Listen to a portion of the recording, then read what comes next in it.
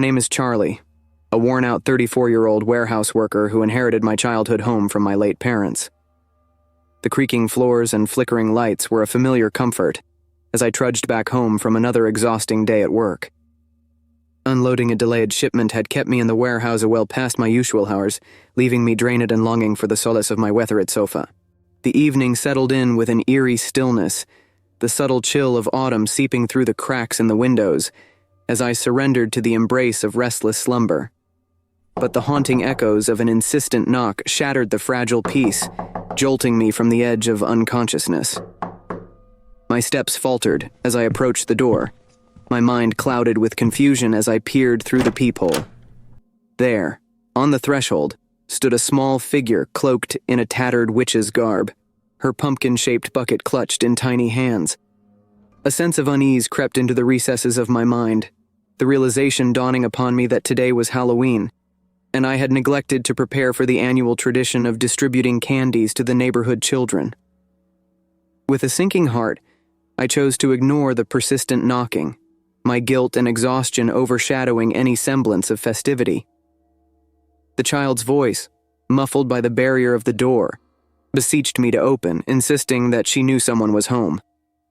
Yet, my resolve remained steadfast, and I retreated back to the solace of my sofa, hoping the persistent child would soon depart into the night. But the relentless knocking continued, each rap against the wooden frame gnawing at my frayed nerves. Frustration welled within me, and in a moment of inexplicable anger, I swung the door open, my voice laced with a menacing edge. "Go away. You won't get any candy from me. Leave me alone," I barked, my words punctuated by the sudden hush that settled over the threshold. The little girl, her once cheerful countenance now contorted with sorrow, let out a whimper as tears streaked down her painted cheeks. But it's Halloween," she managed between sobs, her voice barely a whisper. A sense of remorse tugged at my conscience, but I remained resolute, my mind clouded by exhaustion and disbelief at the unearthly encounter. The girl's tearful gaze met mine, and in a hauntingly calm tone, she uttered words that would linger in my mind for the year to come. "Remember, in a year, you will be on your knees asking me and begging me to take candy from you." "Remember my words," she murmured, her ethereal voice carrying a weight that seemed to transcend the boundaries of the mortal realm. With that, she vanished into the night, leaving behind an unsettling chill that seeped into the very foundations of my home, marking the beginning of a series of chilling events that would haunt me in the days to come.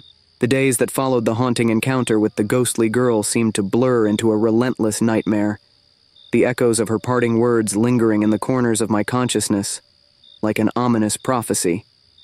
Light bulbs flickered and sputtered, their fragile filaments burning out with alarming frequency, casting the once familiar rooms into a dance of shadows and darkness that seemed to mock my faltering sanity.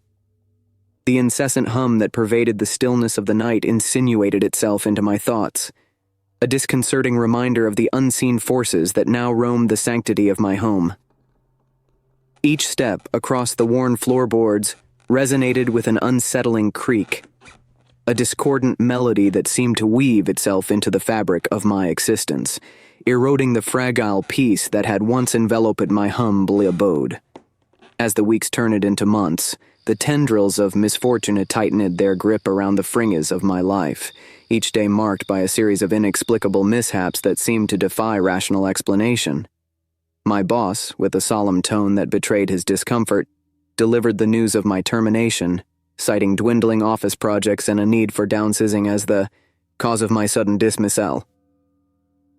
The once familiar streets that led to my humble home now seemed to twist and contort with an unsettling aura, their shadows concealing a menacing presence that eluded the grasp of my increasingly frazzled mind. One fateful night, as the moon cast an eerie glow upon the desolate street, I witnessed my parked car erupt in flames, the searing heat licking at the edges of my once treasured possession. The insurance company, with a callous disregard for reason, pinned the blame squarely on my shoulders, citing my purported motive of seeking financial gain through an orchestrated act of arson. Their accusations bore the weight of truth in the eyes of the law, further tarnishing my already tainted reputation and leaving me teetering on the brink of despair. With each passing moment, the memory of the little girl's ominous warning clawed at the fringes of my consciousness, her ethereal visage haunting my every waking moment with an unrelenting sense of foreboding. The night stretched into an endless procession of restless sleep, my dreams plagued by nightmarish visions that blurred the line between reality and illusion, leaving me gasping for respite within the confines of my own fractured mind. But amid the chaos that engulfed my existence, a solitary ember of determination flickered within me, a stubborn resolve to seek redemption and vanquish the curse that had cast its suffocating shadow over my life. With the approaching Halloween marking the culmination of a year's torment, I braced myself for the fateful encounter that would define the course of my precarious existence, and set in motion the unyielding pursuit of absolution that would shape my journey toward salvation and enlightenment. As the crisp tendrils of autumn settled upon the town, an ominous air of anticipation enveloped the hours leading to the much-dreaded Halloween night. My restless vigil by the window, my gaze fixated on the eerie expanse of the moonlit street, bore witness to the gradual approach of the haunting hour, the subtle rustle of fallen leaves, and the distant hoot of an owl, serving as a haunting prelude to the impending encounter that loomed on the horizon. With a bag of candies clutched tightly in my trembling hands, I awaited the arrival of the ghostly girl, my heart a cacophony of trepidation and desperate hope as the minutes ticked by with excruciating slowness. The shadows danced along the walls, their sinuous movements mirroring the turmoil that churned within my troubled soul, as I grappled with the inevitability of facing the ethereal presence that had plagued my existence for a year's interminable stretch. The clock's relentless ticking echoed through the hushed corridors, marking the gradual descent of the night into an oppressive silence that seemed to stretch into eternity. But as the hands of time edged closer to the bewitching hour, a sudden knock shattered the fragile tranquility, sending an electric jolt of anticipation coursing through my veins.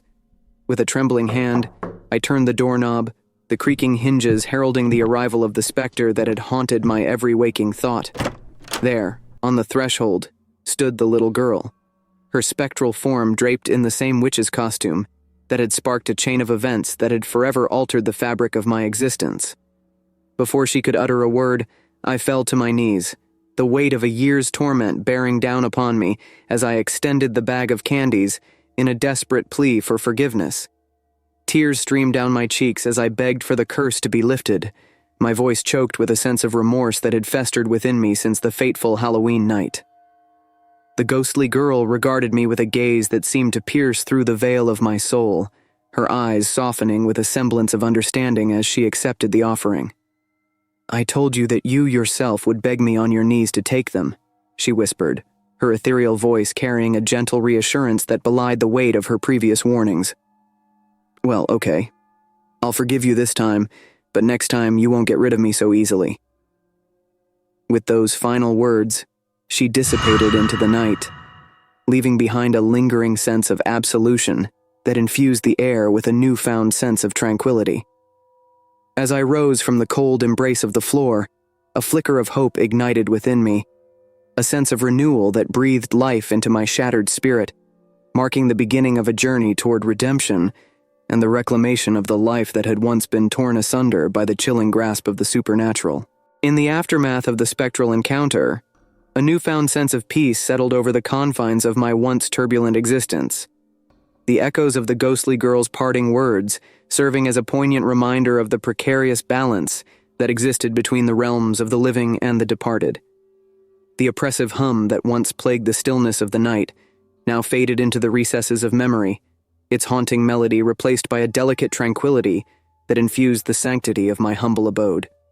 With the passing days, a subtle shift in fortune began to weave its intricate tapestry into the fabric of my everyday life, casting a gentle glow of hope upon the once darkened corners of my world. A newfound job opportunity presented itself with a sense of unexpected serendipity, marking the dawn of a fresh chapter in my professional journey and reaffirming the resolute spirit that had guided me through the tempestuous storm of the previous year.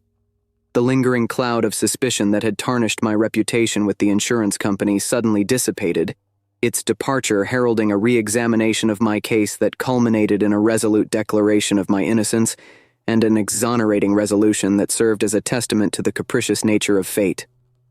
With each passing night, The subtle creaking of the floors and the flickering of the lights transform from harbingers of doom into mere vestiges of a distant memory, their presence a lingering reminder of the enduring resilience of the human spirit and its capacity to overcome even the most malevolent of supernatural forces. Amid the gradual restoration of my once tainted existence, a sense of peace settled over my restless soul, casting a protective veil over the sanctity of my newfound serenity and heralding the dawn of a period marked by newfound hope and enduring resilience.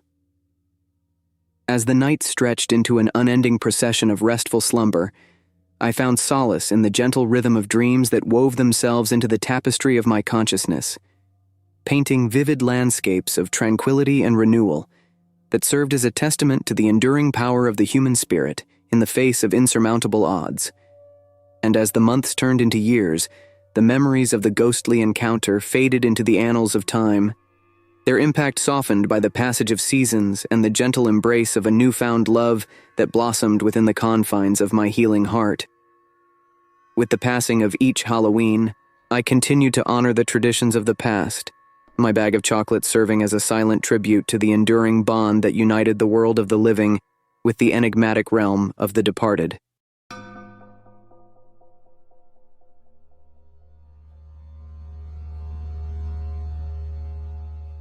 I vividly remember the crisp autumn air and the excitement in the eyes of my friends as we ventured into the huge pumpkin field that had been the talk for an extended period of time.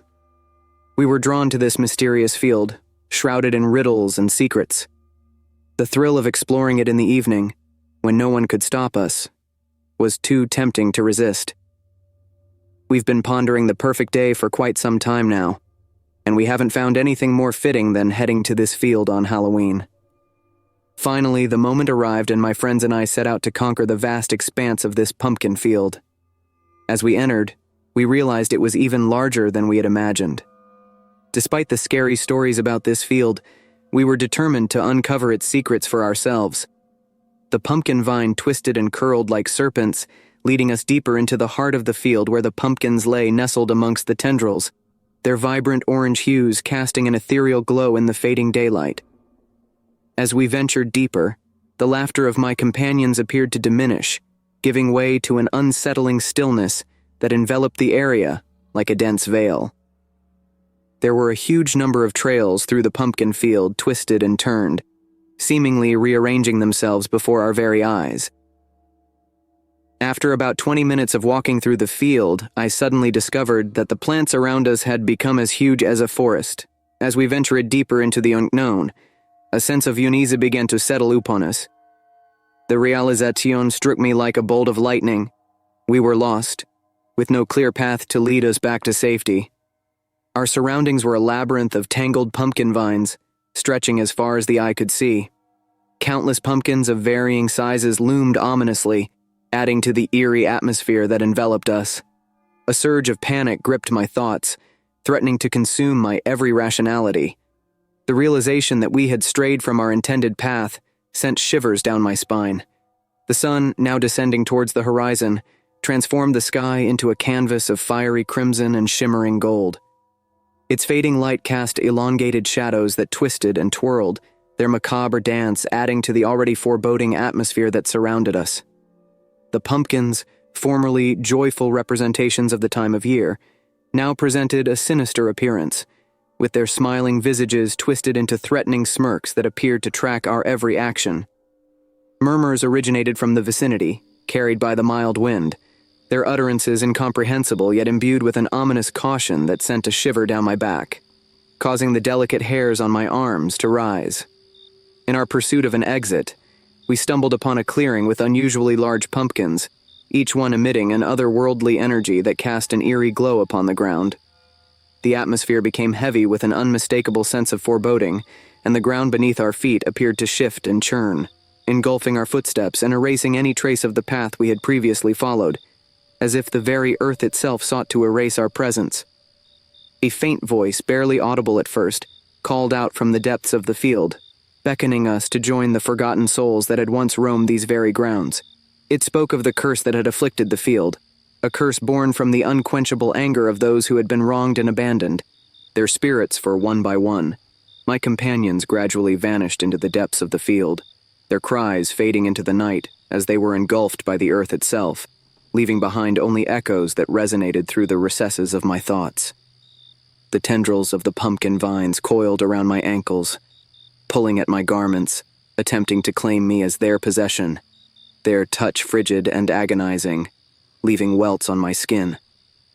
Desperation overwhelmed me as I realized the spirits of the forgotten were resolute in keeping me within their clutches, to include me in their assortment of forsaken souls condemned to wander the boundless corridors of the pumpkin patch for eternity, their tormented cries blending with the rustle of the wind through the twisted branches, creating a dissonance that threatened to fracture the delicate barrier between reason and insanity. I cannot recall the exact sequence of events leading up to my escape, but suddenly, fueled by a surge of adrenaline and fear, I successfully broke free from the grasp of the vines and run. I sprinted with all my might, realizing that if I were to halt, escape would be impossible. This realization only fueled my determination and provided me with additional strength. My footsteps echoed heavily against the ground as I ran, while the tormenting whispers relentlessly pursued me, even as I managed to escape the confines of the field. Breathless and trembling, I emerged into a place of safety when a huge moon already illuminated this eerie pumpkin field. The voices that had been attempting to infiltrate my mind ceased, replaced by the rhythmic beating of my heart, serving as a constant reminder of the fragile boundary that separates the realms of the living and the dead. To this day, the haunting images of my friends remain deeply ingrained in my memory, their eyes silently pleading me for salvation. The pumpkin field stands as a forbidden location, enveloped in legends and serving as a testament to the enduring influence of the supernatural. It serves as a warning to all who dare to trespass into the realm of the cursed and the forgotten.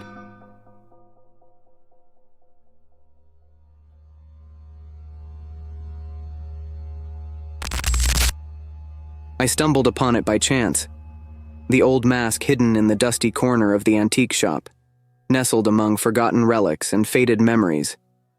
Its intricate design, an eerie fusion of bone and leather, sent a chill down my spine. The eye sockets seemed to hold a secret, a haunting knowledge that whispered promises of untold mysteries and forbidden knowledge.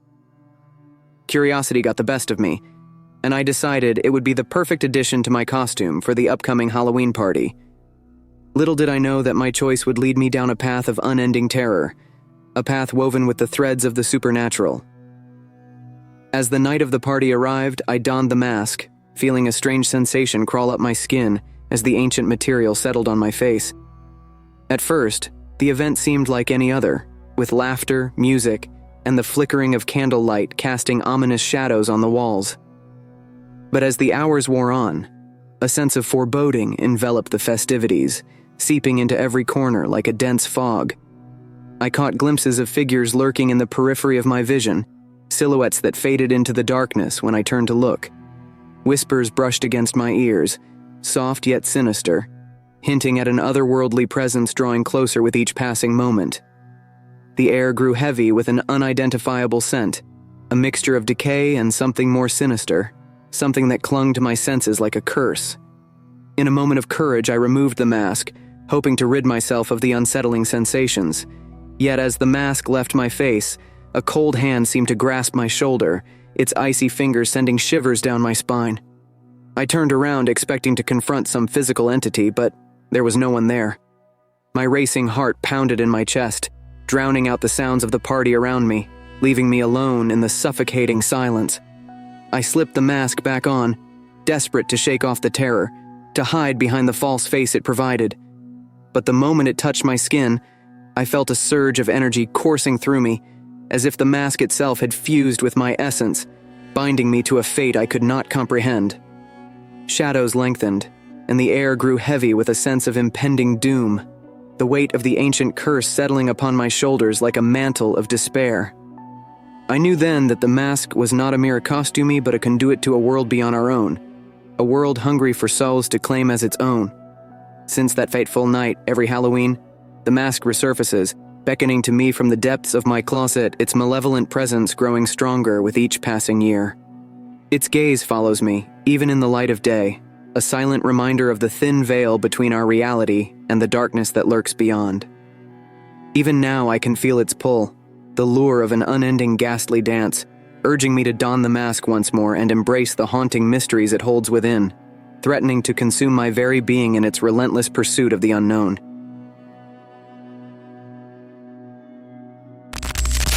Hey there, amazing viewers. If you're enjoying the content on this channel and found this video helpful or entertaining, please consider subscribing to our channel and giving this video a thumbs up.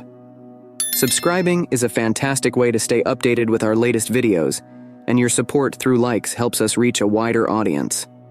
So, hit that subscribe button, smash that like button, and don't forget to turn on notifications so you never miss an upload.